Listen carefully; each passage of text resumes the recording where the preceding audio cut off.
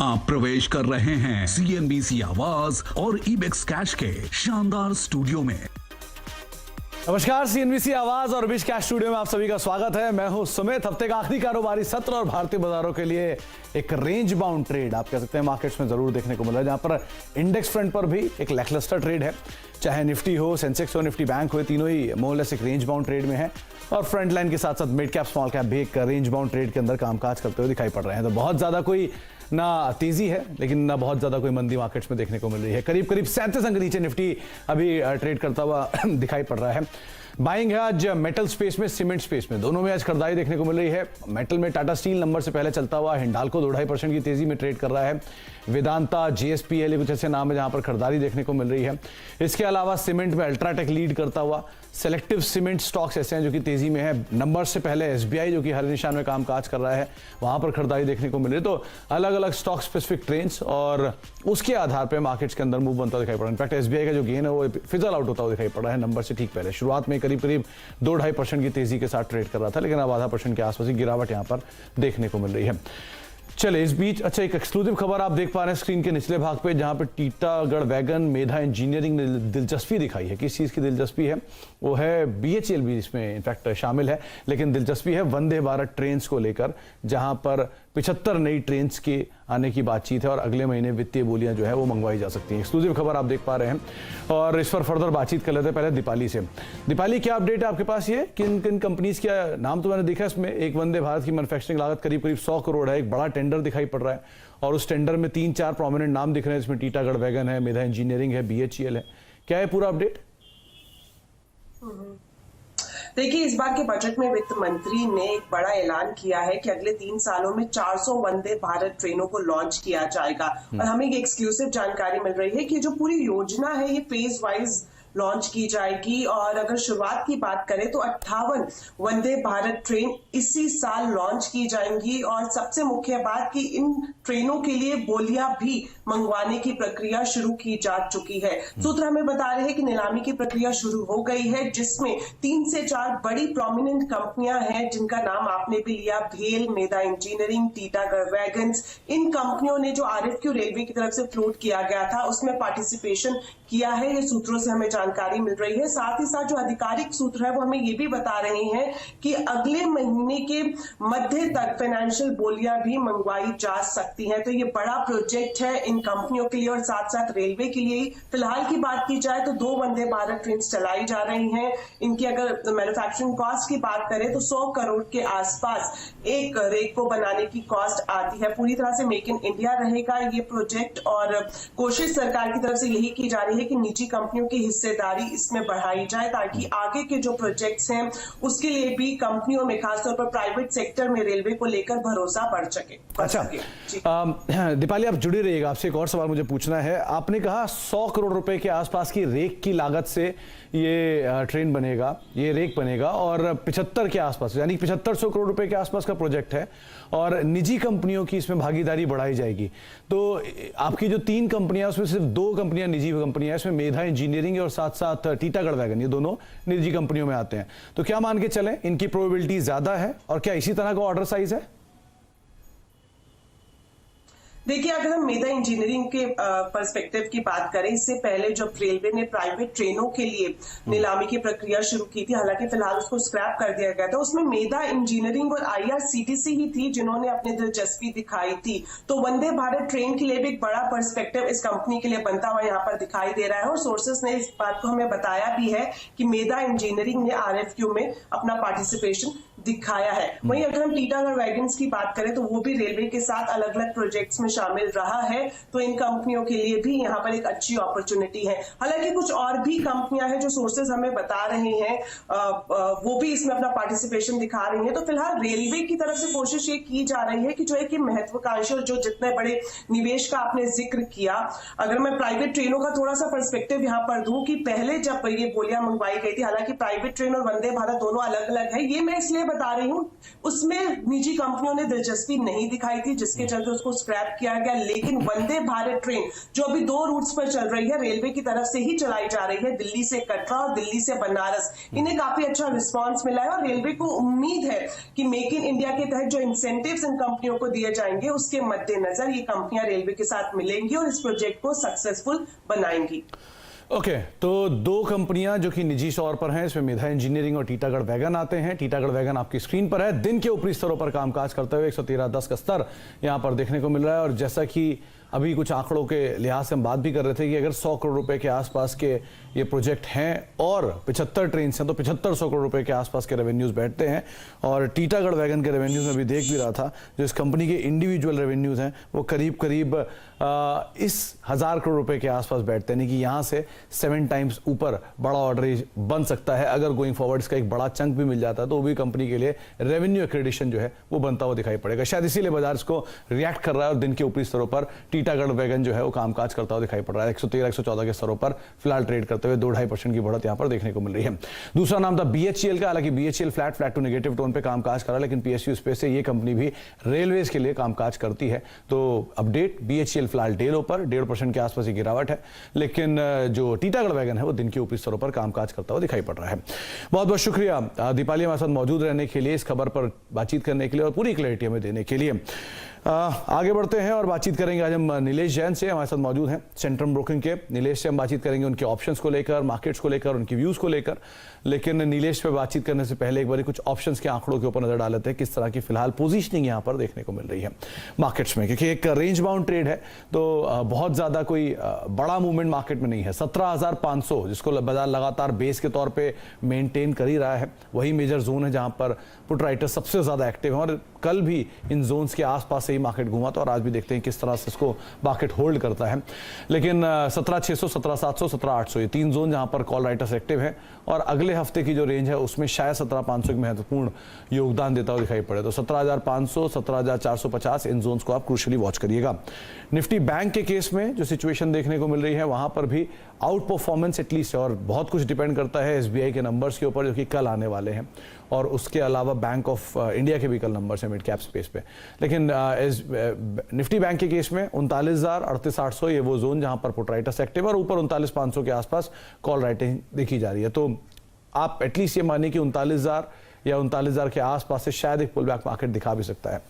खैर, नीलेश से हम इसके ऊपर बातचीत करते हैं। नीलेश जी नमस्कार, स्वागत है कार्यक्रम में। एक रेंज बाउंड ट्रेड, बड़े इवेंट के बाद थोड़ी सी प्रॉफिट टेकिंग और उसके बाद एक सीमित दायरे में कामकाज, कैसे रीड कर रहे हैं आप मार्केट्स को? बड़ा इवेंट होकर गया है और आगे अभी कुछ नंबर्स अवेटेड भी हैं, क्या करें, और पॉलिसी भी है, तो इन चीजों के मद्देनजर कैसे मार्केट्स को आप रीड कर रहे हैं? नमस्कार सुमित जी, बिल्कुल सही कहा आपने, एक major event out of the way है, बट जिस हिसाब से ओवरऑल स्ट्रक्चर पैन आउट हो रहा है, पिछले कुछ समय में हमने एक अपसाइड मूवमेंट देखा था, एक पुल बैक रैली देखी थी। उसके चलते निफ्टी का अगर हम लेवल्स की बात करें तो 21 DMA का रेजिस्टेंस निफ्टी ने फेस किया है, जो कहीं ना कहीं प्लेस था 17,800 के आसपास, तो एक 21 DMA का मेजर हर्डल हो चुका है। वहीं अगर दूसरी ओर अगर आप देखें तो जो डेरिवेटिव डेटा के एनालिसिस आप कर रहे थे, बिल्कुल मैं भी सहमत हूँ, 17,500 पे huge amount of addition foot side में देखने को मिल रहा है। तो वो यही इंडिकेट कर रहा है कि आने वाली सप्ताह की जो एक्सपायरी है, अगर निफ्टी आज की क्लोजिंग 17,500 के ऊपर देता है तो यहाँ पे डेफिनेटली एक स्ट्रॉन्ग पुल बैक फिर से देखने को मिल सकता है और ऊपरी स्तरों पर 17,700, 17,800 ये लेवल हमें आने वाले सप्ताह में फिर से देखने को मिल सकते हैं। तो ओवरऑल मेरा ये मानना है कि जब तक निफ्टी इमीडिएट बेसिस पे 17,500 के नीचे क्लोज नहीं देता है, लॉन्ग साइड में पोजीशन इंटैक्ट रखे, अगर उसके नीचे की क्लोजिंग मिलती भी है तो भी सेकंड मेजर सपोर्ट आ रहा है 50 डे मूविंग एवरेज का, जो 17,430 के आसपास है। तो यहाँ पे मल्टीपल सपोर्ट्स है, कोई मेजर डाउन ट्रेंड यहाँ पे नजर नहीं आती है, हल्की फुल्की और गिरावट अगर होती है तो उसे एज ए यूटिलाइज करना चाहिए एज बाइंग अपॉर्चुनिटी। और वही अगर बैंक निफ्टी की ओर अगर हम देखें तो थोड़ा सा मैं कहूंगा अंडर परफॉर्मेंस हमें देखने को मिल रहा है आज के सेशन में, बट ओवरऑल वहां पे भी ब्रॉडर स्ट्रक्चर पॉजिटिव है। 39,000 के ऊपर अगर फिर से निकलेगा तो 39,500, 40,000 तक के लेवल हमें बहुत जल्द देखने को मिल सकते हैं। तो अभी भी आउटलुक पॉजिटिव साइड में बना हुआ है, वहां पे भी बाय ऑन डिप की रणनीति अपनानी चाहिए, हालांकि आज के सेशन के लिए वहां पे वेट करना चाहिए। अच्छा। अब यहाँ पे अगर ट्रेड लेने की बात करें सुमित जी, मैं एक ट्रेड इनिशिएट करने की सलाह दूंगा। देखिए 17,500 का हम जिक्र कर रहे थे, 17,600 इस पर्टिकुलर स्ट्राइक का अगर हम कॉल ऑप्शन देखें तो 115, 120 के रेंज में चल रहा है। अगर कोई यहाँ पे ट्रेड इनिशिएट करना चाहता है क्लोजिंग बेसिस पे वॉच आउट करना चाहिए। 17,500 की अगर ऊपर की क्लोजिंग होती है, इस पर्टिकुलर ट्रेड को कैरी फॉरवर्ड करना चाहिए अगले सप्ताह मंडे के लिए। ऊपरी स्तरों पर 150 से 170 तक के टारगेट हमें देखने को मिल सकते हैं और छोटा सा स्टॉप लॉस 80 रुपए के आसपास लगाने की सलाह। अच्छा, ये 17,600 आपने मंथली बोला है या वीकली बोला, नेक्स्ट वीक का? नेक्स्ट वीक का वीकली सप्ताह की एक्सपायरी का ऑप्शन है। ओके, तो 17,600 की कॉल के अंदर कामकाज की बात यहाँ पे नीलेश ने की। अच्छा नीलेश, एक चीज और, ये कल भी मैंने एक जानकार जो हमारे साथ जुड़े थे उनसे पूछा था कि अगर मार्केट्स में कुछ भी वर्स्ट केस सिनेरियो में जाता है तो कौन से लेवल्स को वो क्रूशियली वॉच करेंगे जहां से उनको लगता है कि ये टूटेगा तो शायद सेल साइड पे जाएंगे। आपके लिए 17,500 वो जोन है, 17,400 वो जोन है? देखिए, ट्रेंड अगर नेगेटिव होना है तो वो है 50 DMA का सपोर्ट। मैं 17,500 का जो सपोर्ट है वो वीकली एक्सपायरी के पॉइंट ऑफ व्यू से बता रहा था, बट मेरा ये मानना है कि अगर आप हिस्टोरिकली देखें तो निफ्टी ने अपने 50 डे मूविंग एवरेज को ऑलवेज रिस्पेक्ट किया है। वो एक crucial support and resistance zone के तौर पर उभर कर आया है। एक साइकोलॉजिकल सपोर्ट की अगर हम बात करें तो वो है 17,500। वो क्लोजिंग बेसिस पे हमें वॉच आउट करना होगा। अगर आज की क्लोजिंग उसके ऊपर की होती है तो यहाँ पे ऊपरी स्तरों पर शॉर्ट थोड़े से कटते हुए नजर आएंगे। इसीलिए एक कॉन्ट्रावेट में लेने की सलाह दे रहा हूँ, क्योंकि मुझे नहीं लग रहा है कि आज की क्लोजिंग 17,500 के नीचे होगी।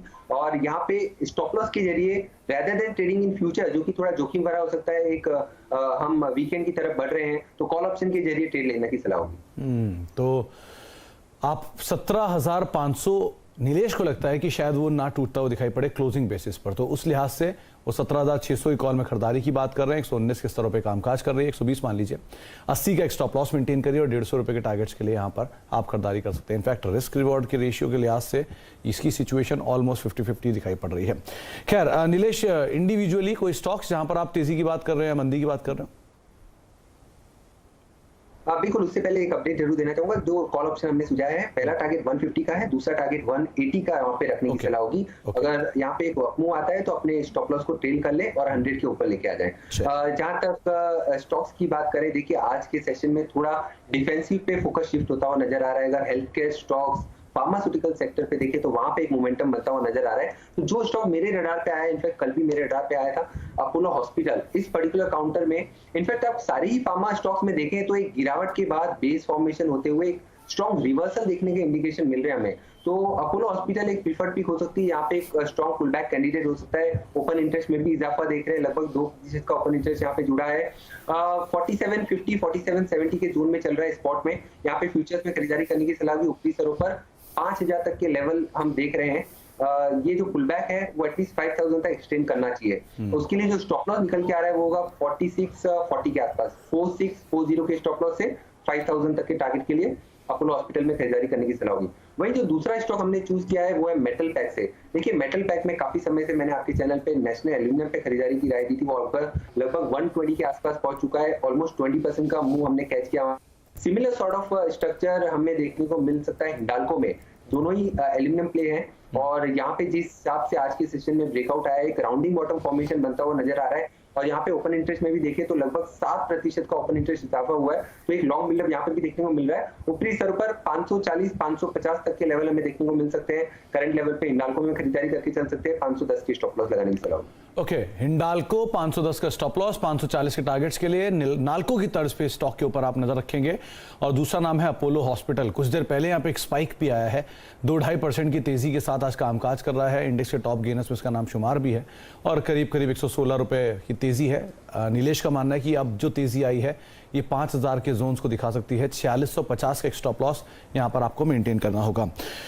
मेटल की आपने बात की नीलेश, तो पहले तो टाटा स्टील, यहाँ किस तरह से एक ट्रेड करना चाहिए, और दूसरा सीमेंट से अल्ट्राटेक, दोनों ही अपने अपने स्पेस के लीडर्स, दोनों ही आउट परफॉर्मेंस दिखा रहे हैं आज, क्या करें इन दोनों में? देखिए, दोनों ही बेहतरीन काउंटर है। सबसे पहले मेटल से टाटा स्टील का जिक्र किया आपने। ट्रिपल बॉटम फॉर्मेशन, एक क्लासिक जिसे हम कॉपी बुक स्टाइल पैटर्न कहते हैं, वो पैटर्न यहाँ पे बनता हुआ नजर आ रहा है। ट्रिपल बॉटम लगभग लोगों को बना था 1060 के आसपास। वहां से काउंटर ने फिर से एक सपोर्ट के बाद रिवर्सल दिखाया है।